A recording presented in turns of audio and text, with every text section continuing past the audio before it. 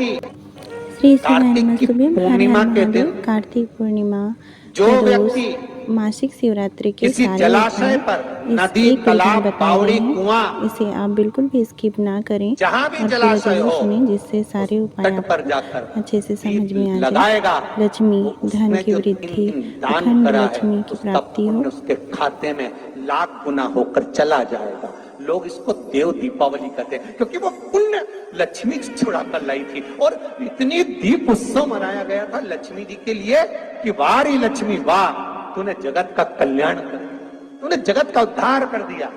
इसीलिए दीपावली से ज्यादा महत्व देव दीपावली का, कार्तिक पूर्णिमा का। धनतेरस, रूप 1400, दिवाली पे तुमने कितनी भी पूजन करी हो, कितना भी दिया लगाया, और उसका जो पुण्य है तुम्हें मिलेगा तो कार्तिक पूर्णिमा के दिन मिलेगा, जब तुम दीप दान करने किसी नदी, तालाब, बावड़ी, कुआं, तालाब पर पहुंचोगे। वहां नहीं जाओगे तो पीपल के पेड़ के नीचे, वहां नहीं जाओ तो आंवले के पेड़ के नीचे, पर वहां दिया दान होना चाहिए।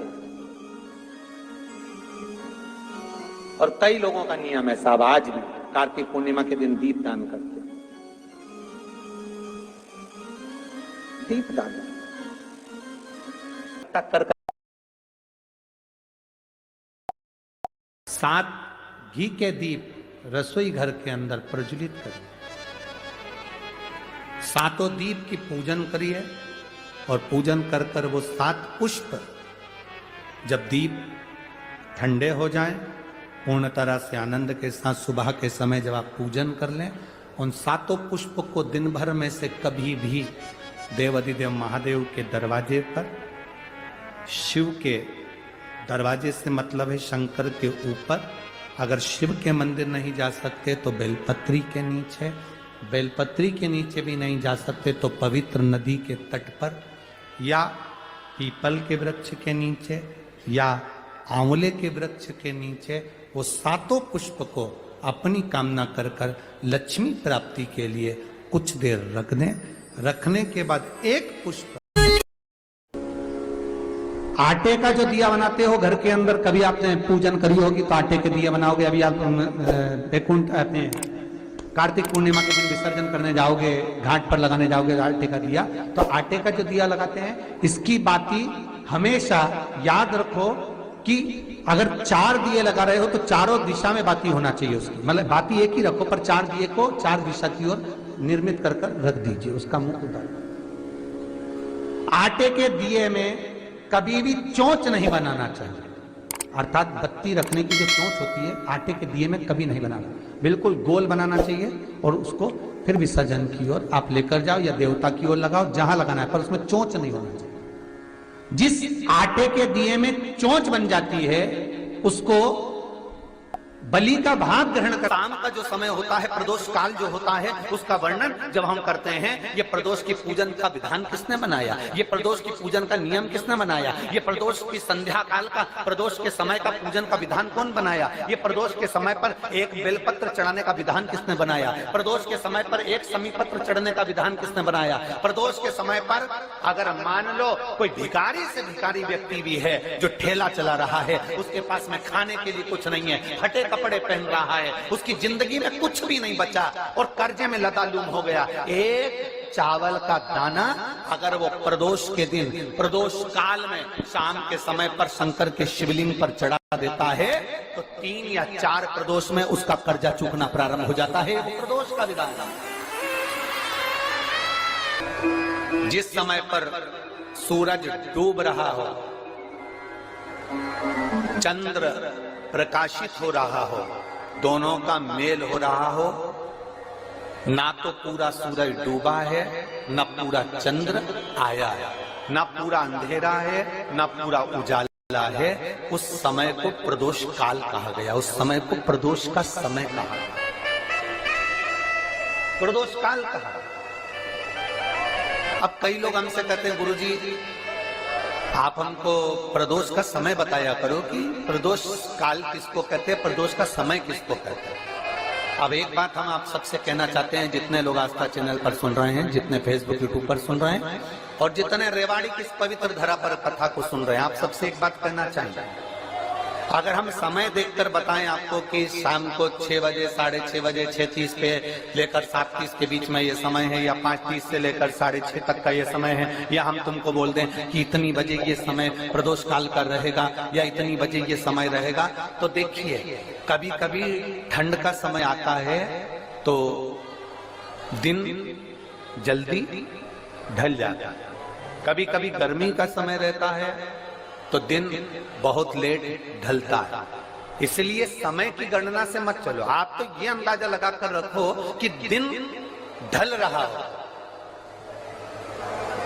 अंधेरा होना शुरू हो रहा हो, सूरज डूब रहा हो, चंद्र प्रकाशित हो रहा हो, अंधेरा अपना काम कर रहा है, सूरज ढलता जा रहा है, दिन कम होते चले जा रहा है और अंधेरा थोड़ा बढ़ते चले जा रहा है। इन दोनों का जो मिलन का समय हो, अब वो कितनी भी बजे, आप तो बस उसके मिलन का समय निकाल लो, वही समय प्रदोष काल कहलाता है, वही समय प्रदोष काल। सुनना महाराज, सोमवार की प्रदोष पड़ती है तो शंकर भगवान कैलाश पर निवास करते हैं, मंगलवार की प्रदोष पड़ती है तो शिव काशी में निवास करते हैं, बुधवार की प्रदोष पड़ती है तो शिव रजत भवन में निवास करते हैं, गुरुवार की प्रदोष पड़ती है तो शिव गंगा के स्थल पर निवास करते हैं, शुक्रवार की अगर प्रदोष पड़ती है तो शिव नीलकंठ पर विराजमान होते हैं, शनिवार की अगर प्रदोष पड़ती है तो शिव शमी के वृक्ष के नीचे रहते हैं, और रविवार की जब प्रदोष पड़ती है तो शिव बेलपत्र के पेड़ के नीचे निवास करते हैं। महाराज ये एकादशी शंकर से कह रही है कि आपका स्थान ये नहीं कि आप कैलाश पर मिले, उस बार को उस तिथि। हमारे यहाँ कहते हैं सोमवार की जो प्रदोष पड़ती है वो इच्छा पूर्ति करती है, मंगलवार की प्रदोष रोग से मुक्ति देती है, बुधवार की प्रदोष कामना की पूर्ति करती है, गुरुवार की प्रदोष शत्रुओं का नाश करती है, शुक्रवार की प्रदोष सुख और शांति देती है, शनिवार की प्रदोष संतान का सुख देती है, और रविवार की प्रदोष जो काम दुनिया में कोई नहीं कर सकता वो अचूक फल की प्राप्ति रविवार की प्रदोष करा देती है। महाराज ऐसी प्रदोषों का नियम वर्णन किया चाहिए। भगवान कहते ठीक है तू थोड़ी देर खड़ी हो। एकादशी सम्मुख खड़ी हुई, पार्वती जी ने जिस अंगुष्ठ का जल पीने के लिए लिया था हाथ में, बस पीने ही वाली थी, शंकर भगवान ने वही हाथ में जल लेकर एकादशी के हाथ में उसको देकर कहा ले, ये मेरे द्वारा निर्मित एक व्रत है जिसे त्रयोदशी के दिन तूने मांगा है, मैं तुझे देता हूँ, आज इस व्रत का फल मैं तुझे प्रदान करता हूँ, अब तू जिस जीवात्मा को लेकर जाएगी उसका पाप प्रबल नहीं होगा। किसी स्त्री पुरुष बालक बुजुर्ग जो भी होगा जिसने प्रदोष का व्रत करा होगा वो जीवात्मा को तू किसी फल की कामना से नहीं स्वतः ही लेकर चली जाए, उसमें कोई कामना नहीं है। बन सके जीवन में 11 प्रदोष या 26 प्रदोष करने के बाद आप उसका उद्धार मिले, जिस कामना से जिस दिन का भाव आपके मन में आए कि मुझे रोग से मुक्ति पाना है तो ये प्रदोष मुझे करना है, मैं रोग मुक्ति के लिए, हम जो भी आपके मन में आ रहा है, संतान प्राप्ति के लिए शनिचरी प्रदोष आप उसका स्मरण करें। फिर लिखा शिव महापुराण में, बड़ा सुंदर लिखा वेदव्यास जी ने, मान लो आप प्रदोष का व्रत नहीं कर सकते, आप अगर व्रत नहीं कर सकते तो प्रदोष के दिन प्रदोष काल में शाम का समय सूर्यास्त का कुछ पल कुछ घड़ी के पहले से लेकर बाद तक का प्रदोष काल के अंतर्गत आप शंकर जी के मंदिर में जाकर 1 लोटा पानी 5 बेलपत्र भी अगर समर्पित करते हैं तो संपूर्ण प्रदोष का फल आपके भाग्य में प्रबल हो जाएगा। शत में नमक का सेवन वर्जित होता है। कारण क्या कारण होता है? उसका एक कारण माना गया, नमक की वर्जितता। जिस समय पर एक नगर में एक ब्राह्मणी रहती थी, बहुत भाव से सुनिएगा, प्रदोष व्रत नमक को त्यागने का भाव, प्रदोष व्रत की किताब में भी मिल जाएगा आपको, आप पढ़ेंगे तो सुना होगा आपने। एक ब्राह्मणी रहती थी एक नगर में, उसका पति नहीं था, छोटा सा बालक एक साथ में रहता, छोटा सा बालक। अब ब्राह्मण के घर की धर्म पत्नी है, ब्राह्मण कर्मकांड करने वाला, पूजन करने वाला, पाठ करने वाला, अनुष्ठान करने वाला, पूजन करने वाला, मंत्र जाप करने वाला, भगवत भक्ति में डूबने वाला।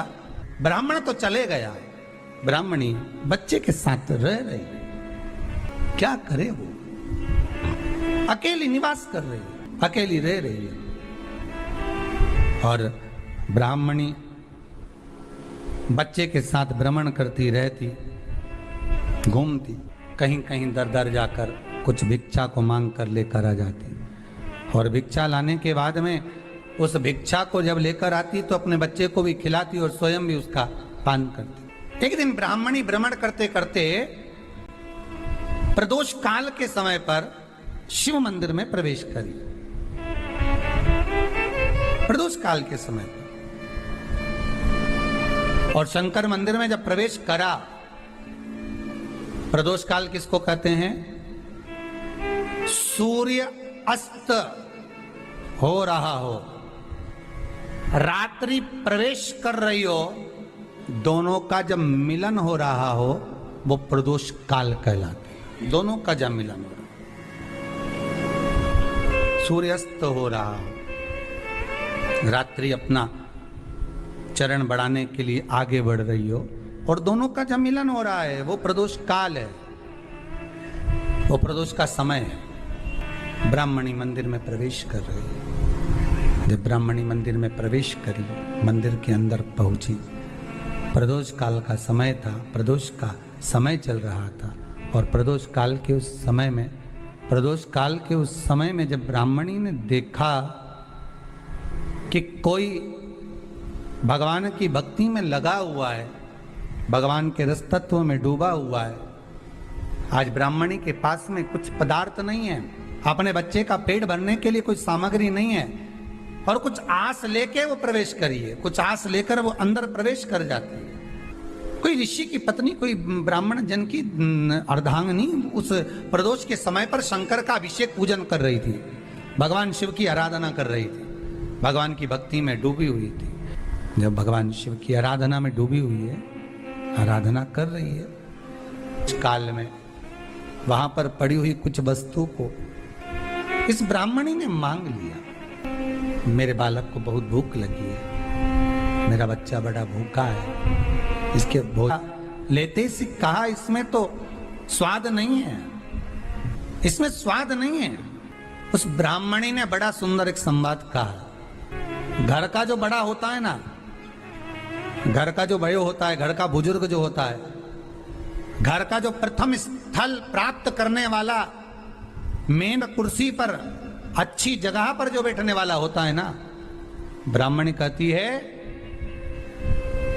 वो कभी किसी वस्तु में ऐब नहीं देखता, मिनक नहीं निकालता। तो अन्नकूट की तारीख पे इनका नाम लिख लो और अगला अन्नकूट आए तब दोनों की दशा देखना। एक जो चुपचाप खाकर चले गया, भगवान के प्रसाद को प्रसाद मानकर, प्रभु का दर्शन मानकर लेकर चले गया, वो उन्नति की सीढ़ी पर चढ़ता चले गया। और जो मिनक निकालता रहा वो साल भर खटर पटर की जिंदगी जीता रहा। भगवान के प्रसाद में कभी भी ध्यान रखिएगा, भगवान के प्रसाद के अंतर्गत स्वाद की कोई मूलता नहीं होती। भगवान का प्रसाद स्वयं स्वाद है। भगवान के प्रसाद में नमक नहीं देखना, मिर्ची नहीं देखना, भगवान के प्रसाद में शक्कर नहीं देखना, भगवान के प्रसाद में कुछ ये नहीं देखना कि कितना माल डला, कितना घी, कितना बादाम, कितना काजू, कितना इलायची डला। हाँ, यहां तक शास्त्र का स्वाद देखी थी ना, ये आपका एक जन्म का नहीं है, ये ना जाने कितने जन्म का है। ब्राह्मणी के मस्तिष्क में बैठ गया, ब्राह्मणी के उस पुकाना वो बक्कल में नहीं अक्कल में बैठ गया कि ये स्वाद नहीं देखना। इसलिए प्रदोष व्रत के अंतर्गत ब्राह्मणी ने उस दिन से विचार कर लिया कि जैसे आप पूजन कर रही हो, जैसे आप अर्चना कर रही हो, जैसे आप आराधना कर रही हो, ऐसी आराधना, ऐसी पूजन, ऐसी भक्ति में भी करूंगी, ऐसी आराधना में भी करूंगी। अब मैं स्वाद नहीं देखूंगी। तो प्रदोष व्रत करने वाले को ध्यान रखना चाहिए कि नमक का सेवन ना करे, भोजन ना करे, फलाहार करिए, फल का आहार करिए, प्रयास करिए। और यदि आपने व्रत का ले लिया भोजन का कि हम तो एक टाइम फलाहार करेंगे, एक टाइम भोजन करेंगे, ऐसा भी कई लोग प्रदोष ले लेते हैं, तो वो बात आपकी है, आप तक रखना, ठीक है, अपने मन तक। ठीक है, बाबा आपकी मनोकामना पूर्ण करे, वो भी आओ। अरे और वाला महाराज दे दिया कथा सुनाने वाला। शाम के समय पर प्रदोष काल में बेलपत्री के पेड़ के नीचे, चाहे शंकर के मंदिर के दरवाजे पर या शिव मंदिर में, अगर आप प्रदोष के दिन दिया लगाते हो, सोमवार के दिन दिया लगाते हो, तो ऐसा कोई व्यक्ति नहीं जिसको मेरे देव अधिदेव महादेव, मेरा विश्वनाथ भंडार नहीं भरता हो। लेता है जो शंकर के मंदिर को संभाल लेता है, उसके घर को और उसके परिवार को स्वयं महादेव संभाल लेता है, स्वयं महादेव।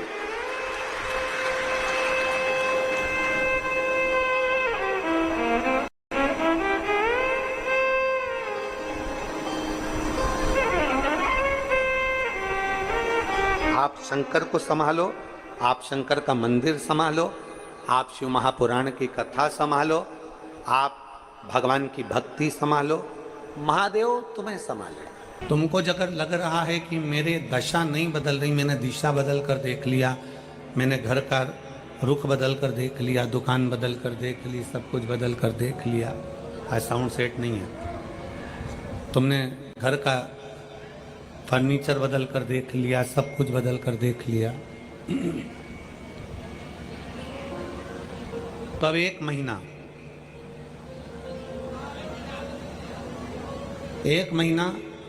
शरद पूर्णिमा से लेकर कार्तिक पूर्णिमा तक एक नियम बना लो, एक चावल का दाना, केवल एक, ज्यादा नहीं, केवल एक चावल का दाना, जो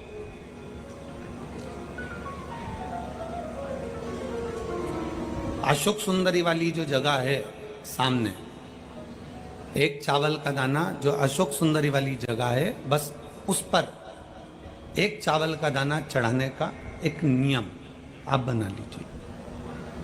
शिव मंदिर चढ़ाने रोज जाती हूँ, एक चावल का दाना मैं अशोक सुंदरी वाली जगह पर समर्पित करूंगा, केवल एक।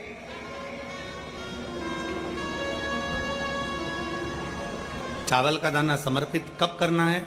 जब आपका शंकर भगवान पे जल समर्पित हो जाए, शिव जी पर जल आप चढ़ा लो, चढ़ाने के बाद वो चावल का दाना जो आप अपनी पल्लू में बांध के लाई हो, या गठरिया में बांध कर लाई हो, या जो जैसे भी भाव से आप लेकर आई हो, डलिया में, पल्लू में, जैसे आप लाए वो चावल का दाना बांध।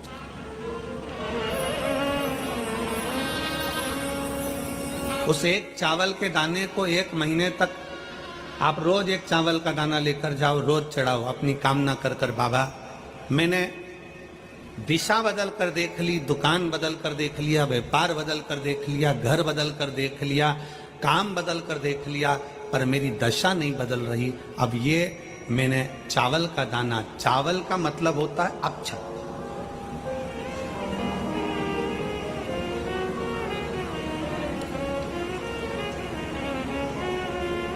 सबसे पहला अक्षता,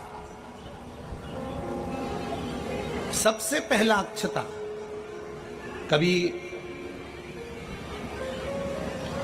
अगर मौका मिलेगा ना, तो ऐसी ही कोई शिव महापुराण की कथा में हम जो कल्याण के अंक पढ़ते हैं, जिन जिन कल्याण को हम पढ़ते हैं, कल्याण का अंक जो निकलता है उसको हम पढ़ते हैं, तो उसमें बहुत सुंदर सुंदर बातें मिलती हैं।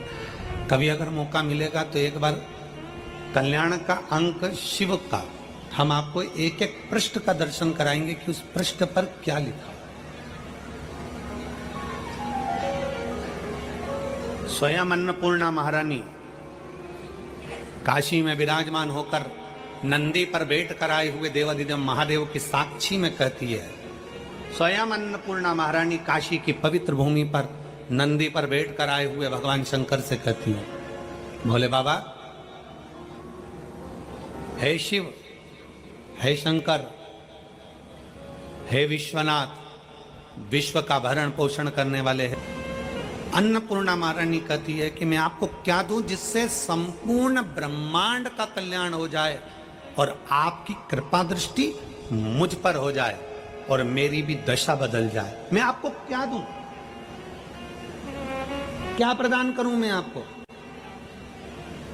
दुनिया के लोग कहते होंगे कि भगवान को सोना देना, चांदी देना, हीरा देना, पन्ना देना, रतन देना, आभूषण देना कल्याण का अंक कहता है। अन्नपूर्णा जी कहती हैं कि मुझे आपको क्या प्रदान करूं? भगवान शंकर मुस्कुरा कर कहते हैं, अन्नपूर्णे केवल एक अक्षता तुम मुझे देती है तो मैं तुझे तेरी दशा भी बदल सकता हूं और तेरी दिशा भी बदल सकता हूं, तुझे अन्नपूर्णा माता के स्वरूप में पुजवा भी सकता हूं। एक मेरी जीजियां तिलक लगाती हैं, तिलक लगाती हैं तो चावल लगाती हैं कि नहीं लगाती हैं? बोलो, जम के बोलो जरा। लगाती हैं ना? तिलक में चावल लगाया जाता है।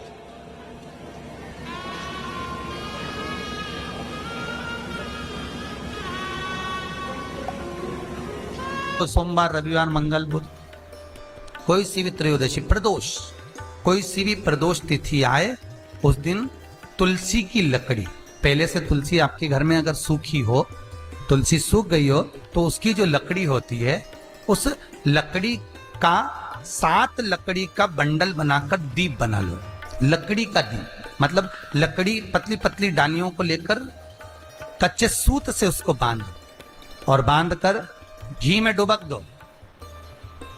कार्तिक के महीने में शुक्ल पक्ष की त्रयोदशी तिथि जब आए, प्रदोष का जब व्रत आए, उस दिन भगवान के मंदिर में, शिव मंदिर में नहीं, भगवान किसी भी देवता के मंदिर में, विष्णु के मंदिर में, नारायण के मंदिर में, कृष्ण मंदिर में, राम मंदिर में, किसी मंदिर में मंदिर ना हो तो अपने घर के मंदिर में शाम के समय पर उस तुलसी की लकड़ी का दीप, दिया भरकर उसमें घी डालकर जो दीप प्रकट कर देता है, जला देता है, दीप को प्रज्वलित कर देता है, उसके घर में कभी संपदा की कमी नहीं होती महाराज। विष्णु पुराण में स्पष्ट लिखा। इसलिए शायद कहा जाता है कि भगवान को सर्वश्रेष्ठ कौन सा चंदन अच्छा लगता है। आपको पहले भी कथा में कहा, आगरा की कथा अगर किसी ने सुनी होगी तो उसमें वर्णन किया। भगवान को सर्वश्रेष्ठ चंदन कौन सा, भगवान को सर्वश्रेष्ठ चंदन कौन सा प्रिय है? वो कौन सा चंदन है जो भगवान विष्णु को लगाएं, राम को लगाएं, कृष्ण को लगाएं? वो कौन सा चंदन है जो श्री हरि को लगाया जाए? तो जीते जी भगवान विष्णु एक बार गले लगाते हैं, उसको कहते हैं हरि चंदन। कौन सा चंदन है? हरि चंदन। हरि चंदन बाजार में नहीं मिलेगा, हरि चंदन आपको बनाना पड़ेगा। कैसे बनाना है? तुलसी जब सूख जाए उसकी जड़ को निकाल लिया जाए, वो जड़ को पानी में धो लिया जाए, धोने के बाद उसको सिलवट्टे पर, पत्थर पर घिसा जाए और घिसकर उसमें थोड़ा सा कुंकू, रोली डालकर तैयार कर कर जो भगवान विष्णु के मस्तक पर, कृष्ण राम के मस्तक पर लगा देते हैं और उसकी एक बिंदी अपने हृदय पे लगा लेते हैं। जीते जी भगवान एक बार उसको गले लगाते ही हैं। हरि चंदन, प्रियता। जैसे शिव महापुराण में रुद्र चंदन का भाव है, शिव महापुराण में रुद्र चंदन का प्रमाण दिया जाता है। अगर आपने लिंग पुराण पढ़ी हो तो उसका 5वां स्कंद अवश्य पढ़िएगा महाराज। और शिव महापुराण अगर पढ़ रहे हो तो उसका कुमार खंड पढ़िएगा, जिसमें रुद्र चंदन का प्रमाण है। रुद्र चंदन कैसा? रुद्र चंदन का प्रमाण कैसा? तो महाराज कहा, चंदन घिसकर, पीला चंदन घिसकर उस चंदन को 3 मुखी रुद्राक्ष पर लपेट लिया जाता है। 3 मुखी रुद्राक्ष पर उस चंदन को लपेटा जाता है। लपेटोगे उसके बाद उसको ऐसा गोल करोगे तो एकदम चिकना हो जाए, एकदम चिकना। ठीक है, एकदम चिकना हो। और उस चंदन को आप शिवरात्रि के दिन, और कोई से भी महीने की शिवरात्रि, किसी भी महीने की हो, सब फलदायी होती है। अगर आप पंचांग में देखेंगे तो शिवरात्रि लिखी हुई आती है, हर महीने शिवरात्रि पड़ती है। किसी भी महीने की शिवरात्रि पर रुद्र चंदन, अर्थात जो चंदन का आपने 3 मुखी रुद्राक्ष में लेपन करा है, उसका गोला बनाया है, वो चंदन अच्छा मोटा मोटा कर लेना, अच्छा बढ़िया। ऐसा नहीं कि थोड़ा बहुत ही लगाओ, पूरा रुद्राक्ष दिखना नहीं चाहिए। पूरा लपेट कर उसको शंकर के शिवलिंग पर ले जाकर रख दीजिए और फिर धीरे धीरे शंकर भगवान का जल अभिषेक करना प्रारंभ कर दीजिए। वो चंदन पूरा धीरे धीरे शंकर के शिवलिंग पर डलना चाहिए। शंकर के मूल मंत्र श्री शिवाय नमस्तुभ्यम का जाप करिए। यह कहलाता है रुद्र चंदन। इस चंदन के अभिषेक से महाराज जो काम नहीं होता आप कर कर उस कार्य को प्राप्त कर सकते, सिद्ध कर सकते। रुद्र चंदन, हरि चंदन, रुद्र चंदन, ये वो चंदन है जो जीवन का सुख प्रदान करने वाले, हरि तत्व देना। रुद्र चंदन कितना सुंदर कहा है। पीपल की परिक्रमा करो, चाहे आंवले की परिक्रमा करो।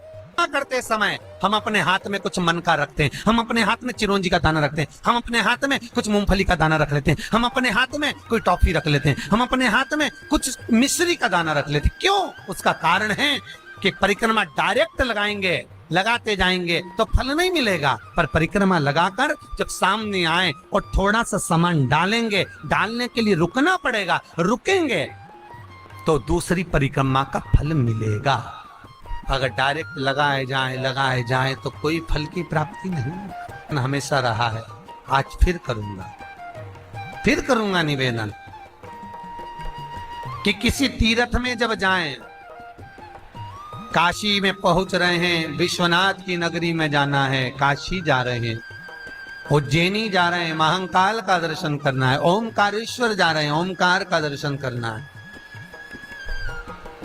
महाराज सेलम जा रहे हैं, मल्लिकार्जुन का दर्शन करना है, केदारनाथ जा रहे हैं, केदारेश्वर का दर्शन करना है। मेरा उनसे निवेदन है जो गोवर्धन नाथ जी की परिक्रमा करने भी जाते हैं उनसे भी कहूंगा, जो काशी जाते हैं उनसे भी कहूंगा, नाथ दरबार जाते हैं उनसे भी कहूंगा कि रात को ट्रेन में बैठे, सुबेरे उतरे, दर्शन कला, गोवर्धन नाथ जी की परिक्रमा करी और तुरंत ट्रेन में बैठे और भग कर अपने घर आ गए।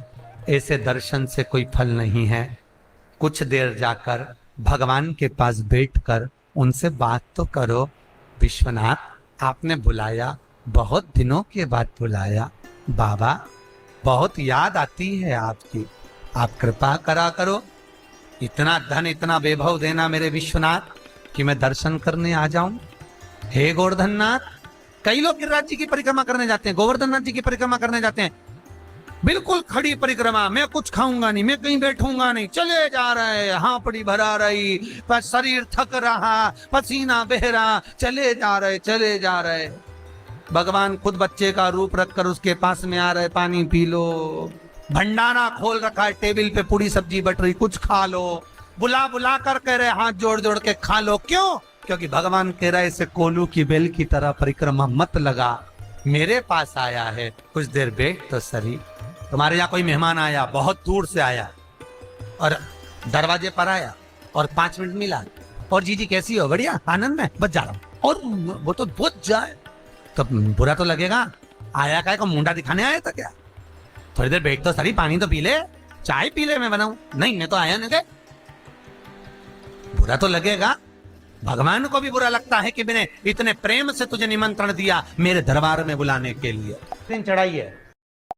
अगर कार्तिक पूर्णिमा हो, शरद पूर्णिमा हो, ये दोनों पूर्णिमा पर, शरद पूर्णिमा के दिन आप शाम को प्रदोष काल के समय 4:30 बजे से 6 बजे के बीच में 1 लोटा पानी, उसमें 5 बेलपत्र रखकर, 1 कमलगट्टा डालकर भगवान चंद्रेश्वर महादेव के नाम से भगवान शंकर को चढ़ा दीजिए। आपकी जो कामना हो वो कामना कर कर चढ़ाएं, विनती करें चंद्रेश्वर महादेव को और निवेदन करें कि हमारा ये कार्य सफल हो। केवल